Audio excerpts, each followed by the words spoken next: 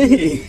आज से 7 साल पहले ये नगरी बहुत ही समृद्धशाली थी, लेकिन जिस दिन पद्म कुमारी यानी राजकुमारी का जन्म हुआ, पंडित जी मैं और धैर्य नहीं रख पा रहा हूँ कि आपकी गणना पूरी हुई। महाराज बस कुछ ही समय में आपका संतान इस दुनिया में आने वाला है, लेकिन मेरी गणना के अनुसार जन्म लेने के साथ साथ इस नगरी पर एक काले साया का नजर पड़ेगा। ये आप क्या बोल रहे हैं राजपुरोहित? इतने सालों बाद मैं आप पिता बनने वाला हूँ और आप? हाँ महाराज, जो मैं कह रहा हूँ वो सत्य है, मेरी गणना कभी गलत नहीं होती। तभी एक दासी नवजात कन्या को लेकर महाराज के सामने आती है। महाराज, महाराज देखिए, ये क्या अनर्थ हो गई। हमारी महारानी ये अनोखी संतान की जन्म दी है। ये देख हम सभी हैरान हैं। दिखा जाता है दासी के हाथ में जो संतान है उसका आधा हिस्सा मनुष्य की तरह और आधा हिस्सा मछली के पूंछ जैसा। ये क्या हो गया? मेरा ऐसा संतान अब मैं क्या करूँगा पुरोहित? ये संतान आम संतान नहीं है। दासी उसे मुझे दो, अब तुम यहाँ से जाओ।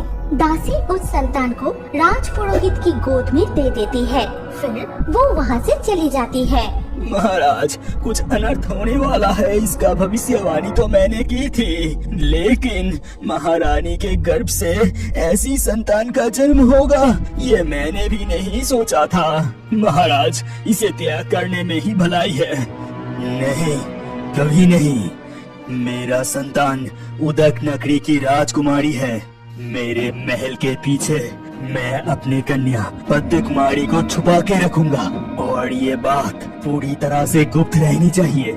इस महल के बाहर किसी को भी पता नहीं चलना चाहिए और इसका जिम्मेदारी मैं आपको देता हूँ राजपुरोहित। इसके बाद धीरे धीरे कमल कुमारी राजा के कमल के तालाब में बड़ी होने लगती है और इस तरह सालों बीत जाता है।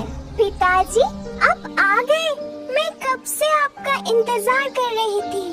हाँ बेटी कोमल, मैं जानता हूँ कि तुम मेरा इंतजार करती हो, लेकिन छिपकर यहाँ आना पड़ता है, इसीलिए थोड़ी देर हो जाती है। पिताजी आज राज्य का हालचाल क्या है और राजकार्य सब ठीक ठाक से चल रहा है ना? हाँ बेटी, तुम्हारे जन्म के बाद से ये राज्य और भी समृद्धशाली बन गया, फिर भी मेरा दुख खत्म नहीं होता। तुम इस राज्य के लिए इतनी चिंता करती हो, फिर भी तुम्हारे असली परिचय किसी को बता नहीं सकता। अच्छा पिताजी, माँ को क्या अब भी मेरे बारे में कुछ पता नहीं है? मुझे उनकी बहुत याद आती है। तुम्हें तो सब कुछ पता ही है बेटी, तुम अब बड़ी हो गई हो, फिर भी तुम कभी कभी ऐसे सवाल करती हो जिनका उत्तर मैं नहीं दे पाता।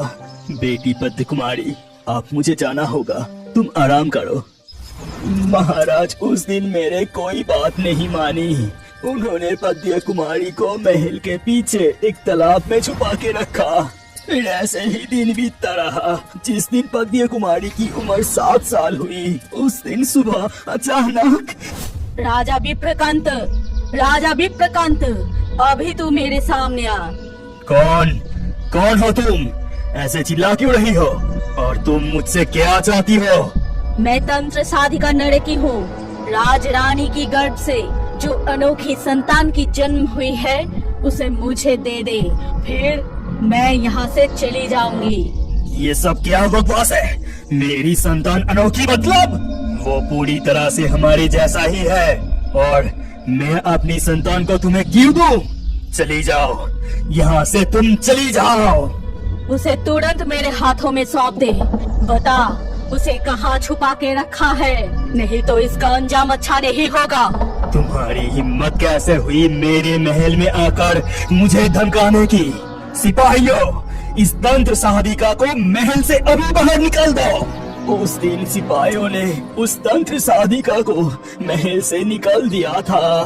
फिर वो तंत्र साधिका गुस्से में उसकी गुफा में लौट जाती है। वो गुफा के अंदर आग जला के साधना करने लगी। फिर उस यज्ञ की